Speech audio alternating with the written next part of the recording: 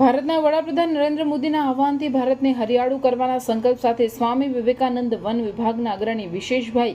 ચૌહાણના નેતૃત્વમાં શ્રીકૃષ્ણ મંદિર, શ્રી કષ્ટભંજન હનુમાનજી મંદિર, શ્રીકૃષ્ણ બાળ ઉદ્યાન, શ્રી યોગેશ્વર વાટિકામાં શ્રી કષ્ટભંજન દેવ હનુમાનજી યુવક મંડળ, શ્રી કૃષ્ણ મહિલા ભજન મંડળ, ગાયત્રીનગર સોસાયટી, સરદારનગર સોસાયટી, શ્રી રંગ અવધૂત નગર સોસાયટીના સદસ્યો અને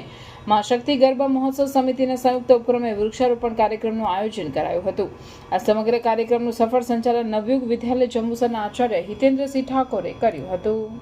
ગાયત્રીનગર સોસાયટી, રંગઅવધૂતનગર સોસાયટી અને સરદારનગર સોસાયટીના સંયુક્ત ઉપક્રમે આજરોજ અહીંયા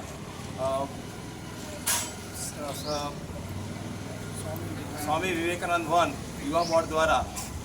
વૃક્ષારોપણનો કાર્યક્રમનું આયોજન કરવામાં આવેલું અને સરસ મજાનો કાર્યક્રમ અહીંયા કરવામાં આવેલો છે અને આપણે પણ પ્રતિજ્ઞા અમે લીધેલી છે કે ભાઈ બધા વૃક્ષો વાવે અને દરેક યુવાઓ એક એક વૃક્ષ વાવે